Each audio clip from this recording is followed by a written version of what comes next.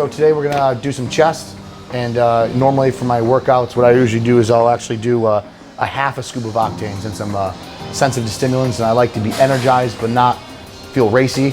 And I'll do a scoop of Carb Max, and I'll actually start kind of drinking them 15 minutes before the training and directly into the training and finish probably halfway through before I will do my post-workout shake, of course, by the end. But today, since it's early morning and I just did have a nice good cup of coffee and I'm feeling pretty good, I'm gonna hold off on the octane, and I'm just gonna do my scoop of Carb Max fruit punch flavor. Can't go wrong with fruit punch.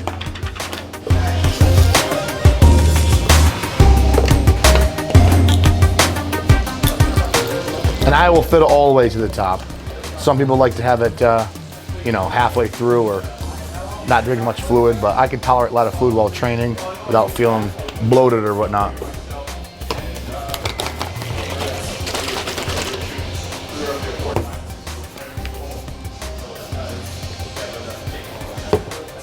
Almost tastes like high seafood punch. All right, guys, let's get some chest.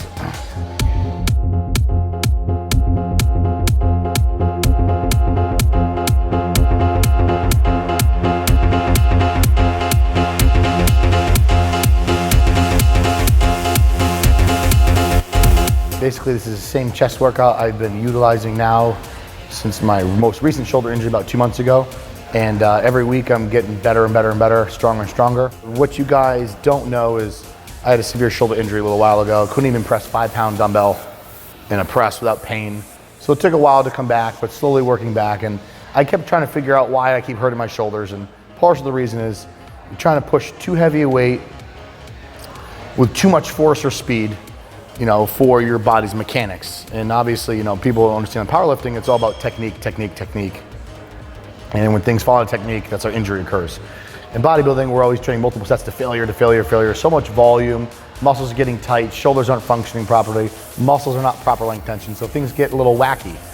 So I've been focusing a lot on shoulder mobility, working on shoulders staying back, stretching the pec minor, anterior delt, supraspinatus, infraspinatus, getting those muscles loosened up as much as I can.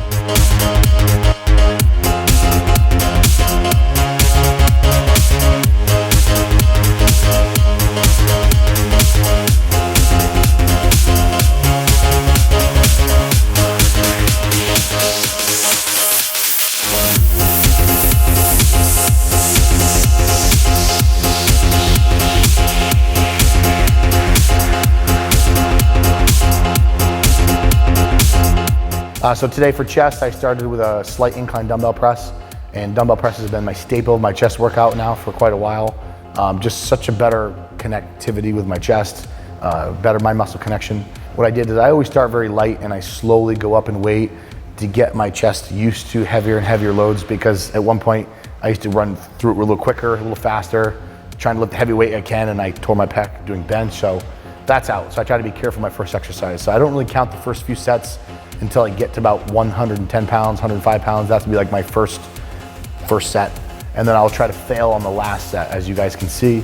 Today was the heavier I've been in a while because of my shoulder injury. So every week I try to go up a little bit more, and my shoulder didn't bother me too much, but my chest muscles definitely weren't used to that load. So I know I'll be sore tomorrow. As you can see, I use very controlled motions. What you guys don't know is every time I come down, I stop the weight and I press it. Up until the last set, actually. I stop and then press, stop and then press. So that way eliminate all momentum, so the chest has to take the grunt of the work and press every time I come up. I also, in my head, visualize pushing from here, not from my hand. So when I'm pressing, I come like this. So I feel all my chest, less than my shoulder and my tricep.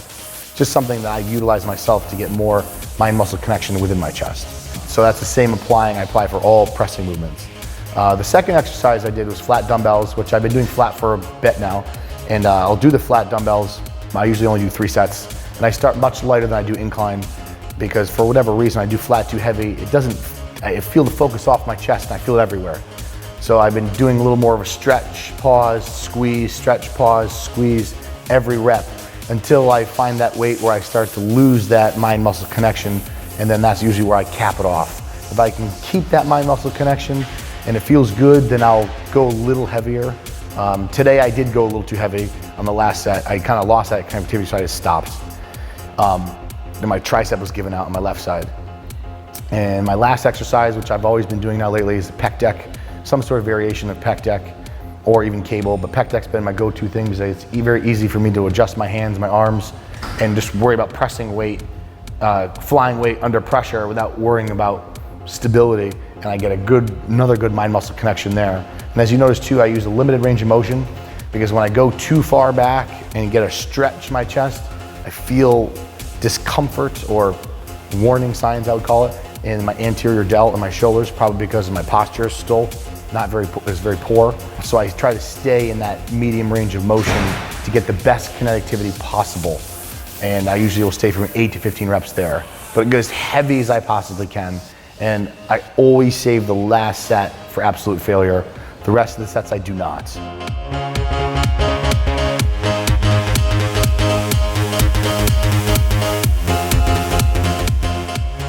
And my rest between sets from my second to my last set are usually the greatest. And rest between sets for the warm-up sets are usually 60 to 90. And that's my chest workout. Very simple, very quick, very effective. If you guys like the videos, you want to see more, click up here. And if you have any questions, you can comment below.